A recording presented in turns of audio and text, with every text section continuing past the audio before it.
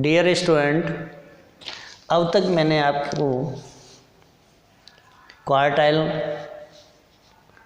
का मान निकालना सिखाया, परसेंटाइल का मान निकालना सिखाया। अब एक और मैं न्यूमेरिकल आपको बताऊंगा। वह न्यूमेरिकल है, निम्न सारणी से चतुर्थकों को तीसरे दशमक और 65वें शतमक का परिकलन कीजिए। यह हमें निकालना है। तो देखिए, दी हुई है मजदूरी, मजदूरी की जो दर है वह है 50 से 59.99।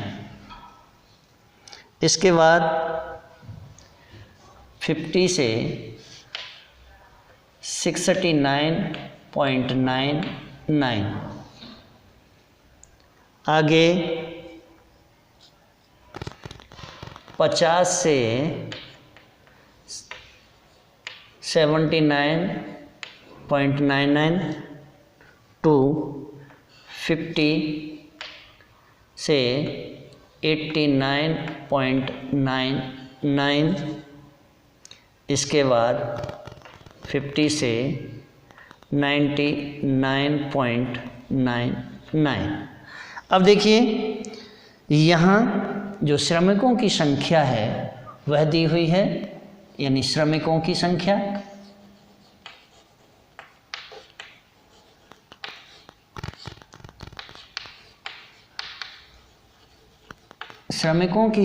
है 11। इसके बाद 28, 28 के बाद 60 और 60 के बाद 88, 88 के बाद दी हुई है 100। अब देखिए, यहाँ जो श्रमिकों की संख्या दी हुई है यह संचयी बारंबारता यानी कम्युलेटिव फ्रीक्वेंसी के अंतर्गत दी हुई है। अब देखिए, यह संचयी आवृत्ति श्रेणी है जिसमें न्यूनतम सीमा 50 है और अधिकतम सीमा 59.99 से 99.99 है। ऊपरी सीमा का क्रमशः हम क्या करें, यानी 59.99 को 60 में कन्वर्ट कर लें और 69.99 को 70 में कन्वर्ट कर लें, 79.99 को 80 में कन्वर्ट कर लें और 89.99 को 90 में कन्वर्ट कर लें और 99.99 को 100 में कन्वर्ट कर लें। अब देखिए, इसकी जो दूसरी टेबल बनेगी वह टेबल बनेगी, यानी मजदूरी, और मजदूरी की जो दर बनेगी वह 50 से 60, 60 से 70, 70 से 80, 80 से 90 और 90 से 100। अब देखिए, श्रमिकों की जो संख्या दी हुई है, मुझे क्या करना है, इसे पहले आवृत्ति में निकालना है। कौन सी आवृत्ति में? जो श्रमिकों की वास्तविक संख्या है। तो श्रमिकों की वास्तविक संख्या,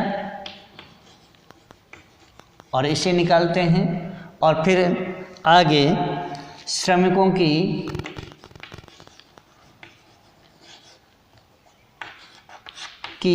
संचयी आवृत्ति। अब देखिए, चूंकि श्रमिकों की जो संचयी आवृत्ति दी है वो क्या है, 11, 28, इसके बाद 60, 60 के बाद 88 और 88 के बाद 100। अब हम इसे श्रमिकों की जो वास्तविक संख्या है उसे जब निकालेंगे तो आपने देखा होगा कि संचयी आवृत्ति जब बनाते हैं तो पहले वाली जो भी संख्या होती है वह एज इट उठ के चली जाती है। अब देखिए, मैं क्या करूं, 28 में से 11 को हटा दूंगा, यानी माइनस 11 इजिकल टू कितना हो जाएगा 17। तो ये जो आएगी यह 17 होगी। अब देखिए 60 में से क्या करूं मैं 28 को घटा दूं, माइनस 28 इजिकल टू क्या होगा, देखिए 2, 5 में से 2 गए 3 बचे, तो ये हो गई 32। और इसके बाद 88 में से 60 को अगर घटा देंगे तो यह निकल के आएगी 28, तो ये हो जाएगी 28। इसके बाद 100 में से 88 को घटा देंगे तो निकल के आएगा 12। अब देखिए यह जो संख्या है यह 12 है, यानी n इजिकल टू क्या हो गया 100। अब हमें निकालना क्या है, अब देखिए क्वार्टाइल 1 सबसे पहले हमें कैलकुलेट करना है, यानी क्वार्टाइल 1 इजिकल टू क्या होता है, क्वार्टाइल 1 इजिकल टू होता है साइज ऑफ, अब 1 है तो n अपॉन 2 हो जाए 4 हो जाएगा अपॉन 4th आइटम।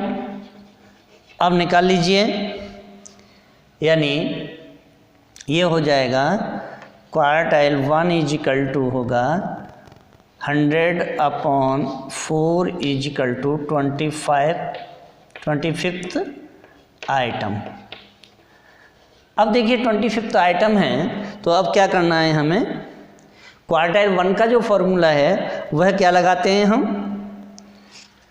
क्वार्टाइल 1 का जो फॉर्मूला लगाते हैं वह लगता है क्वार्टाइल 1 इजिकल टू होता है L1 plus I upon F into quartile 1 minus C. अब देखिए 25 को हमें देखना है, 25 किसके अंतर्गत आता है, 25 आता है 28 के अंतर्गत। तो अब हम निकाल लेते हैं, और 28 की जो निचली सीमा है वो क्या है 60 है, तो रख लीजिए क्वार्टाइल 1 इजिकल टू क्या होगा, यानी 60 धन, अब आई की वैल्यू कितनी है, देखिए आई की वैल्यू यहाँ आ जाएगी 10, तो 10 बटे 17, और क्वार्टाइल की वैल्यू कितनी आई है 25 माइनस, अब देखिए क्या घटाना है 11, निकाल लीजिए। तो देखिए ये आएगा आपका 60 धन, अब देखिए 25 में से 11 घटा देंगे तो 14 बच जाएंगे, यानी 10 गुणा 14 बटे 17 बराबर हो जाएगा 140 बटे 17 इजिकल टू होगा, ये आएगी वैल्यू 8.24। अब देखिए क्वार्टाइल 1 इजिकल टू क्या हो जाएगा, क्वार्टाइल 1 की इजिकल टू होगा 60 प्लस 8.24 इजिकल टू 68.24, यानी क्वार्टाइल 1 इजिकल टू 68.24। पहली वैल्यू निकल के आ गई है। अब मैं इसे अलग लिख देता हूँ, चलिए, यानी क्वार्टाइल 1 इजिकल टू है 68.24। अब दूसरी वैल्यू कैलकुलेट करेंगे, देखिए दूसरी वैल्यू को कैलकुलेट कैसे करेंगे, अब क्वार्टाइल 3 की वैल्यू निकालनी है, तो क्वार्टाइल 3 इजिकल टू क्या होता है, size of 3 into n upon 4th item, निकाल लीजिए। तो क्वार्टाइल 3 इजिकल टू क्या होगा, अब देखिए, यानी 3 इंटू कितना है 100 बटे 4 बराबर, देखिए 300 बटे 4 बराबर 4 सत्ते 28, और बचे 2, 4 पंजे 20 यानी 75। तो क्वार्टाइल 3 इजिकल टू 75 यानी 17th आइटम। अब जब ये आइटम निकाल लिया है तो अब हमें क्या निकालना है, देखिए क्वार्टाइल 3 इजिकल टू क्या होता है, L1 plus I upon F into quartile 3 minus C. अब निकाल लीजिए। पहले हमें ये देखना है 75 किसके अंतर्गत आता है, तो 75 आता है 88 के अंतर्गत, मीन्स ये उसकी आवृत्ति हो गई। और ये क्या है, अब देखिए यहाँ रख लेते हैं वैल्यू। तो देखिए क्वार्टाइल 3 इजिकल टू क्या होगा, L1 की जो वैल्यू है वो है 80 धन आई की वैल्यू कितनी है 10 बटे, और ये कितना है 28 गुणा क्वार्टाइल 3 की वैल्यू कितनी आई है 75 माइनस 60 करिए। क्वार्टाइल 3 इजिकल टू होगा 80 प्लस 10 इंटू, अब देखिए 15/28 इजिकल टू 150 बटे 28 बराबर भाग दे लीजिए। अब देखिए 28 का अगर भाग देंगे तो कितने बार जाएगा, 150 में 28 का भाग दीजिए तो 2 सत्ते 14 और 7 8 56 के 6 हासिल के 5 और 7 दूनी 14 और 5 19 ज़्यादा हो जाते हैं, इसलिए ये जाएगा 6 बार। अब देखिए 6 पंजे 6 अट्ठे 48 के 8 हासिल के 4 और 6 दूनी 12 12 और 9 ये भी ज़्यादा होते हैं, इसलिए ये जो भाग जाएगा वो 4 बार ही दे के देखते हैं एक बार। अब देखिए 4 बार देते हैं, 4 अट्ठे 32 के 2 हासिल के 3 और 4 दूनी 8 और 3 5 बार देते हैं।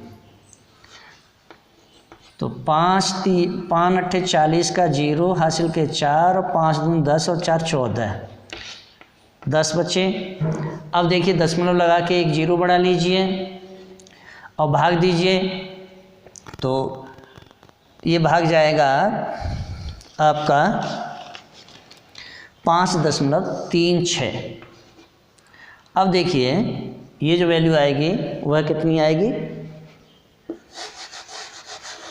5.36। अब निकाल लीजिए क्वार्टाइल 3 इजिकल टू क्या हो जाएगा 80 प्लस 5.36 इजिकल टू 85.36। तो क्वार्टाइल 3 इजिकल टू क्या हो जाएगा 85.36। चलिए ये भी लिख लेते हैं, यानी क्वार्टाइल 3 इजिकल टू क्या होगा 85.36। अब इसके बाद दूसरी वैल्यू कैलकुलेट करते हैं। अब उसने क्या पूछा है दूसरी वैल्यू में, देखिए दूसरी वैल्यू के अंतर्गत उसने पूछा है दशमक, तीसरा दशमक पूछा है। तो चलिए तीसरा दशमक भी निकाल देते हैं। अब देखिए दशमक क्या होता है, यानी डिसाइल 3 इजिकल टू क्या होता है size of 3 into n/10th item. अब कर लीजिए, तो D3 इजिकल टू क्या होगा, यानी डिसाइल 3 इजिकल टू होता है, देखिए 3 इंटू 100/10 इजिकल टू यानी 300/10 बराबर 30। अब देखिए 30 को देखते हैं कहाँ आएगा, 28 में आएगा नहीं 60 में आएगा। तो देखिए इसे रख लेते हैं। तो ये इसका जो फॉर्मूला होता है वो क्या होता है, डिसाइल 3 इजिकल टू क्या होता है L1 plus I upon F into decile 3 minus C.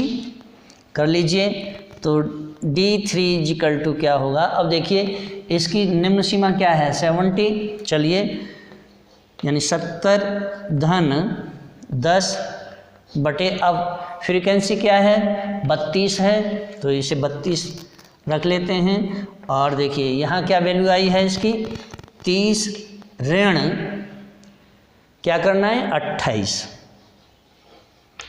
अब निकाल लीजिए तो देखिए क्या होगा, डिसाइल 3 इजिकल टू क्या होगा 70 धन 10 गुणा 2 बटे 32 बराबर 20 बटे 32।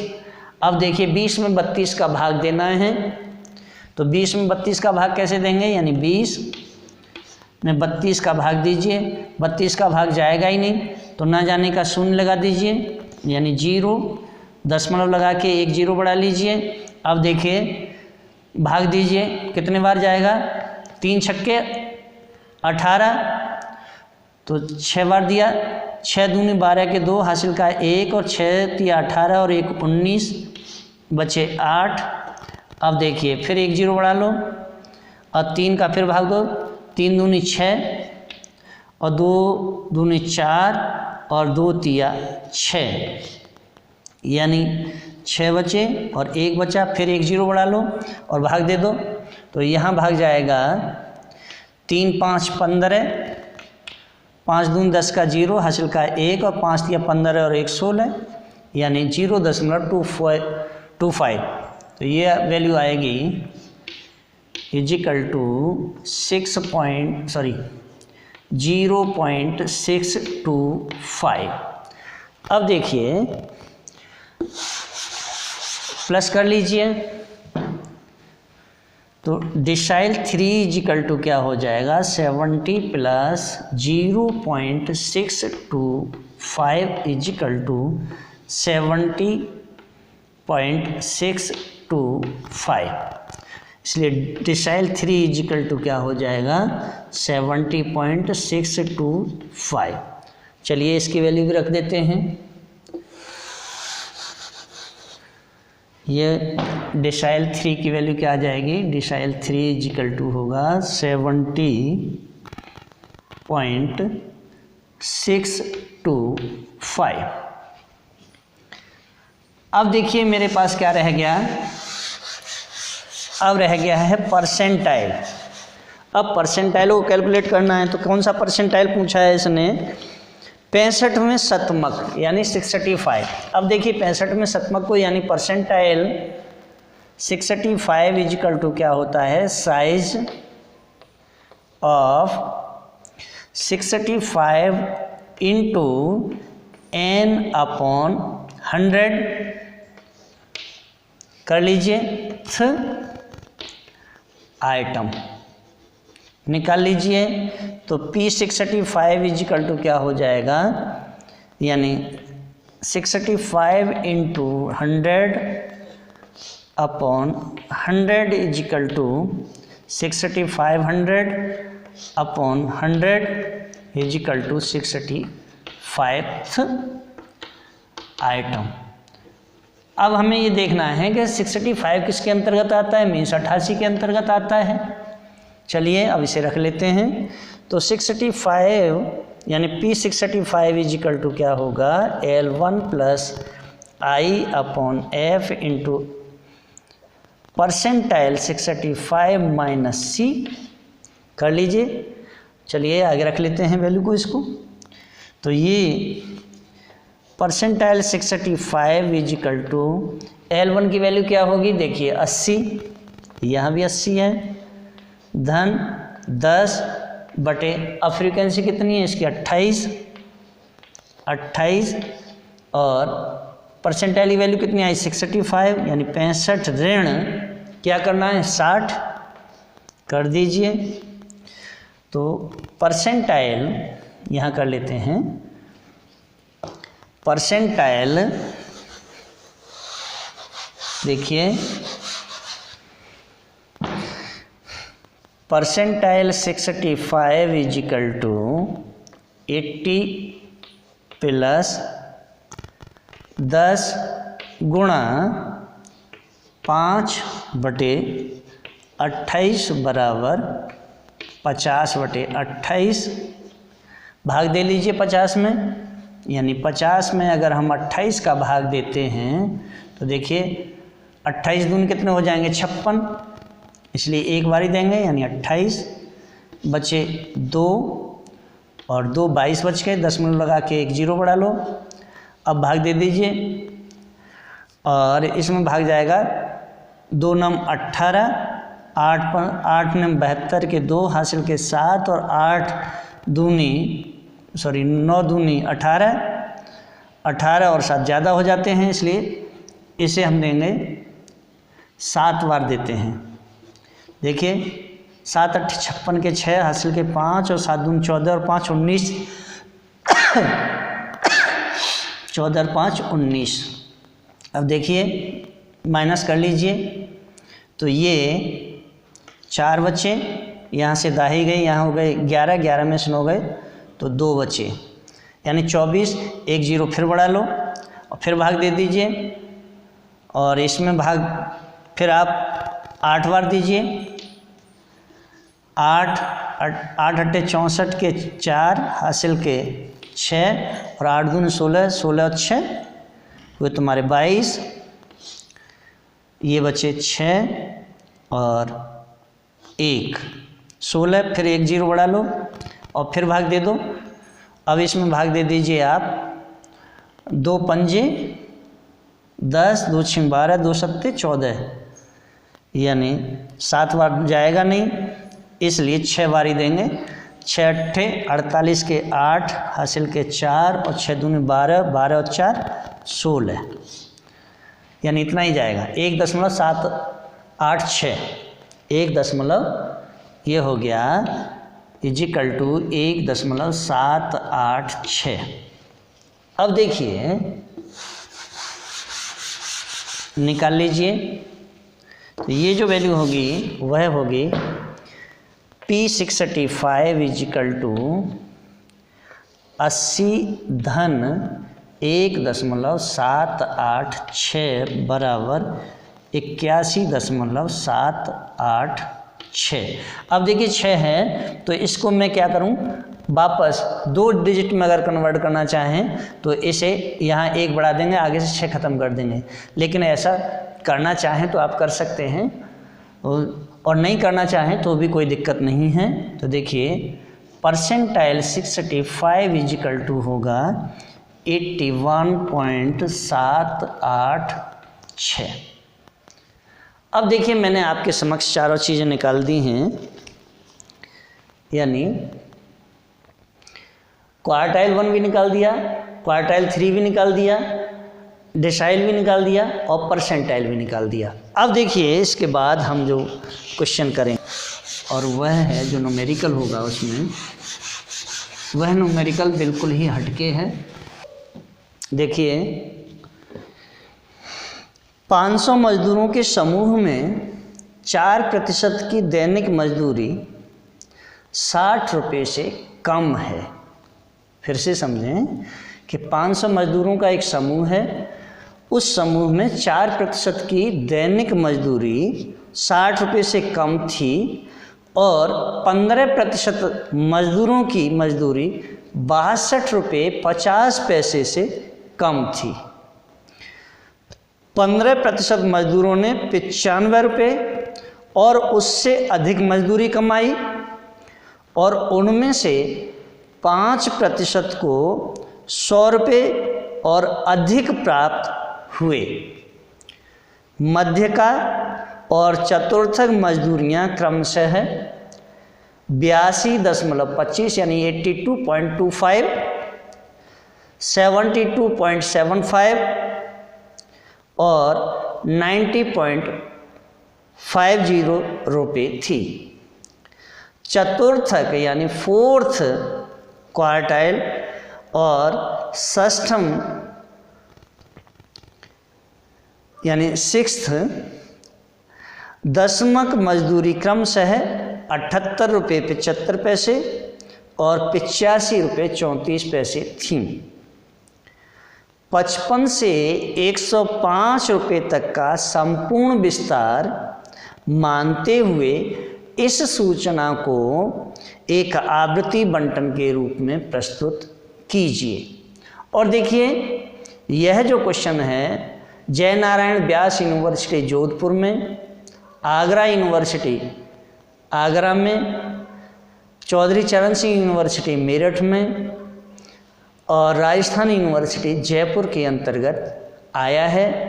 इसीलिए ये कई यूनिवर्सिटी में ये क्वेश्चन आया है, तो मैं इसलिए इस क्वेश्चन को आपको पढ़ाना चाहूँगा कि हो सकता है कि ये आपकी भी क्लास में आ जाए। अब देखिए सॉल्यूशन जब हम इसका करेंगे तो पहले हमें क्या करना है कि न्यूनतम व अधिकतम मूल्य, यानी न्यूनतम और अधिकतम मूल्य कितने हैं। तो देखिए न्यूनतम और अधिकतम मूल्य जो हैं वह 55 व कितना है 105 रुपये है। अब देखिए यहाँ क्वार्टाइल 1, डिसाइल 4th, मीडियन यानी मध्य का, और डिसाइल 6 और क्वार्टाइल 3 की जो वैल्यू है वह क्रमशः कितनी है, एक की 25 है, फिर 40 है, इसके बाद 50 है और 60 प्लस वह 75% है। अब मुझे क्या करना है, ये जो हैं ये आवृत्तियाँ हैं। अब प्रश्न में प्रस्तुत सूचना को पहले संचयी रूप में हमें सारणी के रूप में कन्वर्ट करना है। तो देखिए सारणी के रूप में कैसे कन्वर्ट करेंगे। अब देखिए सारणी के रूप में हम बनाते हैं, यानी 60 रुपये से मजदूरी क्या है, 60 रुपये से कम,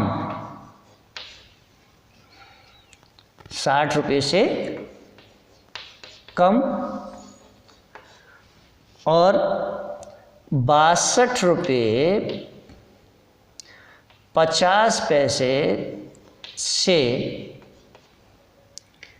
कम है। आगे 72 रुपये 75 पैसे से कम। नेक्स्ट देखिए 78 रुपये 75 पैसे से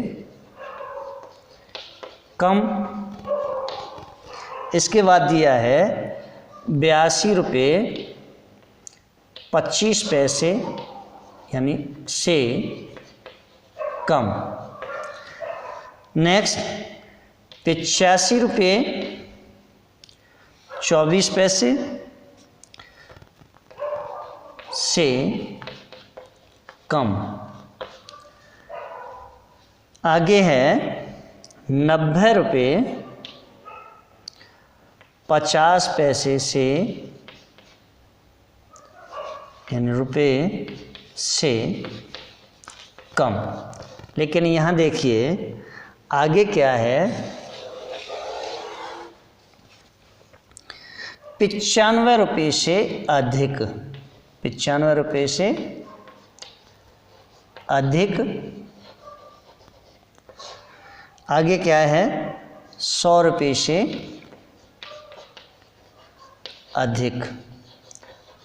अब देखिए इनकी पहले हमें क्या निकालनी है, प्रतिशत आवृत्तियां ज्ञात करनी है। क्या है, प्रतिशत आवृत्तियां दी हुई हैं, प्रतिशत आवृत्तियां। जब प्रतिशत आवृत्तियां दी हुई हैं तो क्या करना है हमें, देखिए पहले की 4 है यानी 4%, दूसरे की 15% है, तीसरे की 25% है और चौथे की 40%, नेक्स्ट 50%, फिर इसके बाद 60% और 60% के बाद 75%, आगे देखेंगे फिर 15 और फिर 5 है। अब मुझे क्या करना है, उपर्युक्त संचयी आवृत्ति को या संचयी आवृत्ति वितरण को साधारण आवृत्ति वितरण में बदलना है। तो क्या करेंगे हम साधारण आवृत्ति में बदलने के लिए? तो देखिए यहाँ क्या होगा, मजदूरी क्या है, वर्गांतर में, मजदूरी क्या करेंगे, वर्गांतर में कन्वर्ट कर देंगे। और इसके बाद प्रतिशत आवृत्ति देख लेंगे, यानी प्रतिशत आवृत्ति, और प्रतिशत आवृत्ति के बाद देखेंगे हम संचयी आवृत्ति, और संचयी आवृत्ति के बाद संचयी आवृत्ति, और संचयी आवृत्ति के बाद देखेंगे मजदूरों की संख्या। क्या देखेंगे, मजदूरों की संख्या। अब देखिए सबसे पहले हमें क्या करना है, मजदूरी को वर्गांतर में कन्वर्ट कर लेना है। तो देखिए वर्गांतर में कैसे करेंगे, यानी क्या दिया है, 60 से कम, तो 55 भी हो सकता है। तो यहाँ देखें 55 से 60, यानी 55 से 60 और 60 से क्या करना है, 62.50 और 62.50 से 62.50 से क्या करना है, 72.75 दिया है। इसके बाद 72.75 से हमें कन्वर्ट करना है 78.25 और 78.25 से क्या होगा, 82.25। अब देखिए 82.25 से क्या होगा, 85.34 और 85.34 से 85.34 से क्या हो जाएगा, 90.50 और आगे 90.50 से देखिए 95 और 95 से क्या होगा, 100 और 100 से 105। अब देखिए प्रतिशत आवृत्ति इसकी दी हुई है। क्या दी है प्रतिशत आवृत्ति, तो देखें 4 दी है और ये जो आवृत्ति है ये किस में है, कम्युलेटिव में है। तो 4 को 15 में से घटा दूंगा, 11 आ जाएगा। देखिए 11 के बाद 25 में से 15 को घटा देंगे 10 और 10 को 40 यानी 25 को 40 में से घटा देंगे, 40 में से 25 को घटाएंगे तो आएंगे 15। आगे देखिए 50 में से 40 को घटाएंगे 10 और 60 में से 50 को घटा देंगे 10, 75 में से 60 को हटा देंगे तो 15। अब देखिए यहाँ ये होगी 10, ये भी होगी 10 और ये होगी 5। अब क्या करना है, संचयी आवृत्ति में कन्वर्ट करना है। तो संचयी आवृत्ति में कन्वर्ट कर लीजिए, यानी 4, 15, 15, 10, 25, 25 में 25, 15, 40 और 40, 10 हो जाएंगे आपके 50, 40 और 10 50, 50 और 10 60, 60 और 15 75, 75, 10 85 और 85, 10 95 और 95, 500। अब क्या करना है, मजदूरों की संख्या निकालनी है। तो देखिए जब ये 4% है, 100 हैं यानी 500 हैं, तो 4 पंजे 20 यानी 20 मजदूर आ जाएंगे यहाँ। फिर देखिए ये हो जाएंगे 15 पंजे 75, 15 पंजे सॉरी ये होंगे 55, और आगे देखिए 50, 11 पंजे यानी 11 पंजे 55, 10 पंजे 50, तो ये हो गया 50।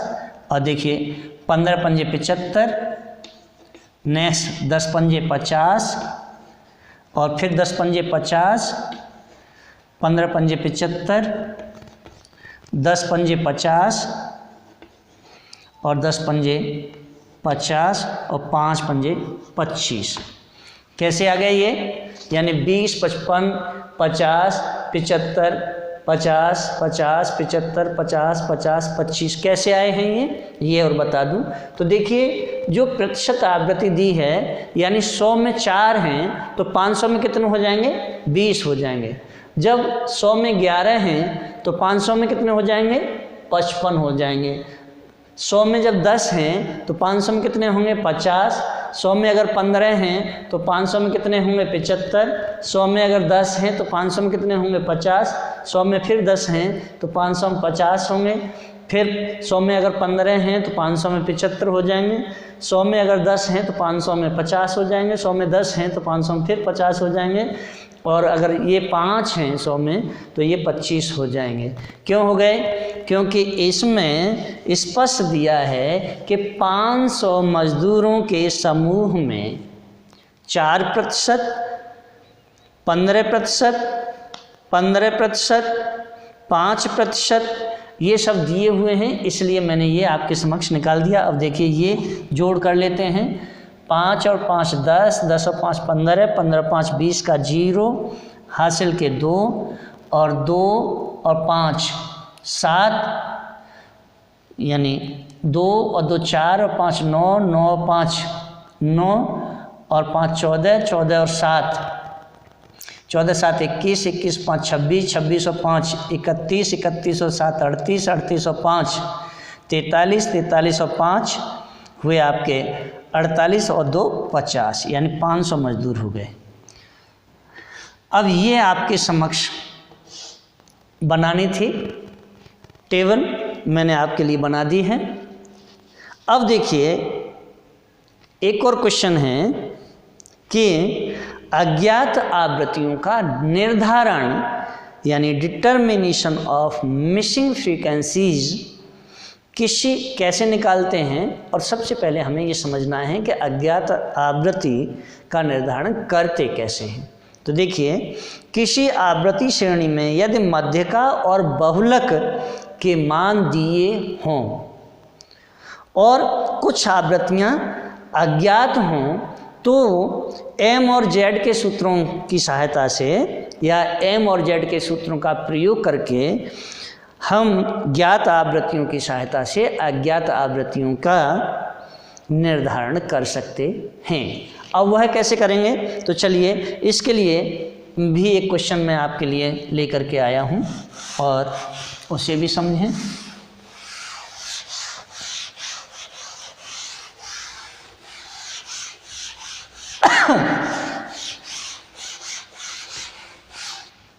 देखिए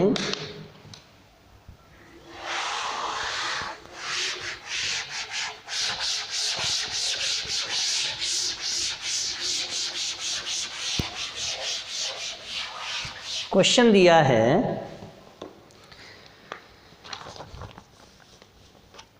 निम्न आवृत्ति या निम्न वर्णित अपूर्ण बंटन में अज्ञात आवृत्तियों के मान ज्ञात कीजिए यदि मध्यका और बहुलक के मान किसके, मध्यका इजिकल टू कितना 27 दिया हो और बहुलक मोड यानी m इजिकल टू क्या है, सॉरी z इजिकल टू कितना है 26। ये दो मान दिए हुए हैं। अब ये जब मान दिए हैं तो हम देखेंगे कि वर्ग अंतराल क्या दिया हुआ है। तो यहाँ देखिए वर्ग अंतराल, जिसे हम क्लास इंटरवल भी बोलते हैं, क्लास इंटरवल को हम शॉर्ट में CI लिख देते हैं। और CI में यानी आप डायरेक्ट CI लिख लीजिए। और देखिए CI की वैल्यू दी है इसमें 0 से 10, इसके बाद 10 से 20, 20 से 30, 30 से 40 और 40 से 50 दिया हुआ है। अब देखिए फ्रीक्वेंसी दी है इसकी, यानी फ्रीक्वेंसी QUENCY, फ्रीक्वेंसी क्या दी है, 0 से 10 की फ्रीक्वेंसी है 3, इसके बाद 10 से 20 की फ्रीक्वेंसी मालूम नहीं, अज्ञात है। वापस 20 से 30 की जो फ्रीक्वेंसी दी है वह है 20, इसके बाद 30 से 40 की फ्रीक्वेंसी दी है 12 और 40 से 50 की फ्रीक्वेंसी अज्ञात है। अब देखिए जब ये दो फ्रीक्वेंसी इसमें अज्ञात हैं और दोनों को ही हमें निकालना है तो कैसे निकालेंगे। अब यहाँ देखिए जो श्रेणी दी हुई है, इस श्रेणी के अंतर्गत m की वैल्यू कितनी है 27 है और z की वैल्यू कितनी है 26 है। दोनों के स्थानिक माध्य जो वर्गांतर हैं, यानी आप देख रहे हैं 27 और 26 दोनों किसके अंतर्गत आ रहे हैं, 20 से 30 के अंतर्गत आ रहे हैं। क्योंकि 27 का मान 30 से ऊपर नहीं है, यानी मीडियन का मान है वो 30 से ऊपर नहीं है और बहुलक का भी मान 30 से ऊपर नहीं है, तो मीन्स 20 से 30 के अंतर्गत ही ये आ रहे हैं। अब स्वाभाविक सी बात है कि बहुलक का और मध्यका का जो वर्गांतर है वह 20 से 30 के अंतर्गत है। अब देखिए जब ये 20 से 30 के अंतर्गत है तो यहाँ हम एक चीज़ और देख सकते हैं कि इसे हम F1 मान लें। जब हम इसे F1 मान लेंगे तो ये F2 हो जाएगा और ये F0 हो जाएगा। अब देखिए ये जब F0 हो जाएगा तो अब हमें निकाल लेना है। तो निकालिए, कैसे निकालेंगे। तो देखिए बहुलक का जो सूत्र होता है वह क्या होता है, बहुलक का सूत्र होता है Z = L1 + F1 - F0 upon twice F1 - F0 - F2 into I रख लीजिए। अब इसमें अब देखिए अब इस फॉर्मूला के अंतर्गत हम रखते हैं तो Z = क्या हो जाएगा, Z की वैल्यू कितनी दी हुई है 26 दी है, Z की वैल्यू क्या है 26 है, = L1 की वैल्यू क्या है 20 प्लस अब F1 की वैल्यू कितनी दी है 20, तो 20 ऋण F0 दिया ही नहीं है तो F0 अपॉन क्या हो जाएगा 2 × 20 यानी twice F1 minus F0 minus F2 की वैल्यू कितनी है 12, तो F2 की वैल्यू 12 आ गई, गुणा कर दीजिए 10 का। अब देखिए जब ये रख लिया, वापस अब क्या करना है हमको, तो देखिए 26 ऋण 20 बराबर क्या होगा, देखिए बराबर होगा, यानी देखिए 10 का 20 में गुणा कर देते हैं यानी 200 ऋण F0 अपॉन अब देखिए 40 ऋण, अब 40 में से 12 को घटा दें यानी 40 F0 माइनस 12 कर लीजिए। तो देखिए 26 ऋण 20 बराबर 200 ऋण F0 अपॉन 40 में से 12 घटा दोगे कितने बच जाएंगे, 40 में से 12 घटा दीजिए बचेंगे ये आपके 8 और 2 28, यानी 28 माइनस F0, ये बच गया। अब देखिए F0 अब हमें करना क्या है, तो यहाँ देखिए अब वापस मुझे क्या करना है, यहाँ घटा लीजिए। तो देखिए 26 में से 20 घट जाएंगे तो कितने बचेंगे, 6 बचेंगे, यानी 6 इजिकल टू क्या होगा, 6 इजिकल टू 28 माइनस F0। एक तो ये आ गया। दूसरा देखिए इजिकल टू 200 ऋण, अब जब मैंने 10 का इसमें गुणा किया तो 10 का इसमें भी गुणा कर देंगे, तो ये जो वैल्यू हो जाएगी वो ये होगी, यानी देखिए यहाँ भी 10 F0 और ये भी 10 F0 होगी। तो देखिए ये है 200 ऋण 10 F0। अब देखिए वापस कर लीजिए। तो देखिए पहले इसे खोल लेते हैं, 6 का सीधे सीधे इसमें गुणा कर देंगे, 6 से गुणा करिए, यानी 6 अट्ठे 48 के 8 हासिल के 4 और 6 दूनी 12, 12 और 4 16, 168 ऋण, अब 6 का इसमें भी गुणा कर दीजिए, 6 F0 इजिकल टू क्या होगा, 200 ऋण 10 F0। अब देखिए यहाँ से 168 और ये निकल के आया। अब क्या करना है, हमें पक्षांतर कर लेंगे।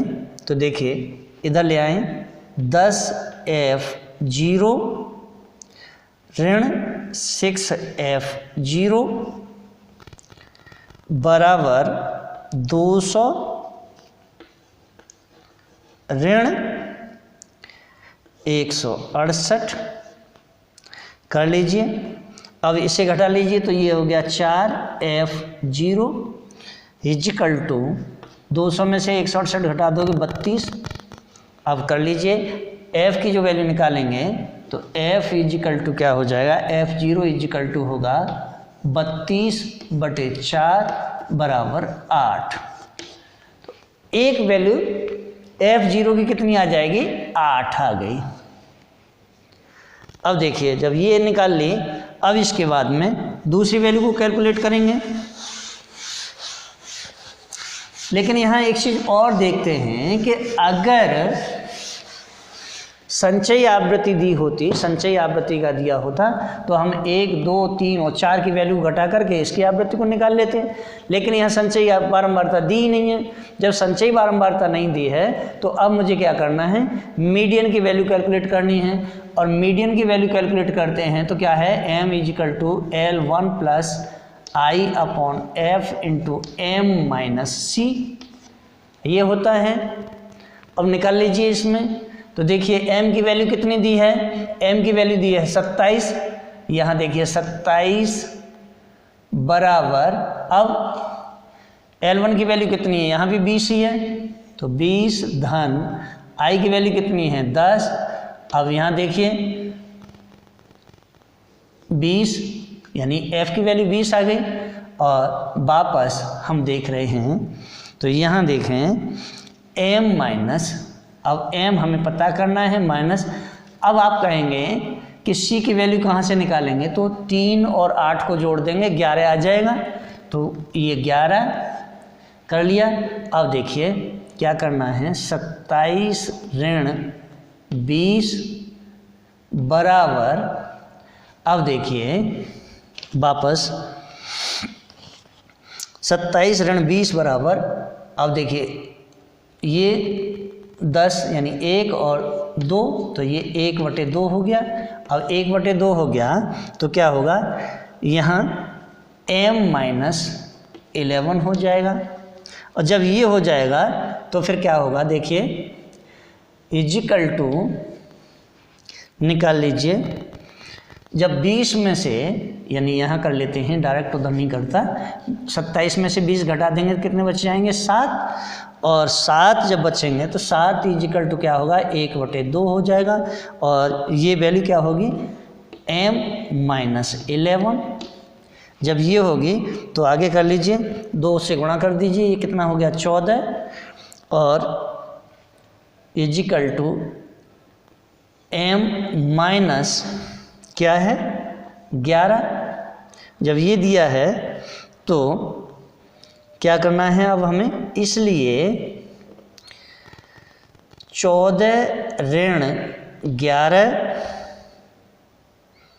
सॉरी 14 धन 11 14 धन 11 बराबर m इजिकल टू क्या होता है n/2। और जब ये है तो निकाल लीजिए वैल्यू, देखिए इसलिए क्या होगा n इजिकल टू होगा, अब यहाँ ये जोड़ लीजिए कितने हो गए 25 बराबर, अब ये 25 हैं और ये मल्टीप्लाई 2 से कर दीजिए, 25 गुणा 2 बराबर 50। तो n की जो वैल्यू है वो कितनी है 50 है। अब देखिए n की वैल्यू आ गई 50। अब जब n की वैल्यू 50 आ गई है तो अब मैं क्या करूं 1 2 3 और 4 को देख लूं। तो देखिए 3 धन 8 धन 20 धन 12 बराबर कितने हो जाएंगे 32, 32 और 8 40 और 3 43। तो देखिए 50 में से यानी n की जो वैल्यू दी है n इजिकल टू क्या दिया है 50, 50 में से अगर मैं 43 को हटा लूँगा तो ये वैल्यू आ जाएगी 7 और 7 जो वैल्यू होगी वह वैल्यू होगी इसकी।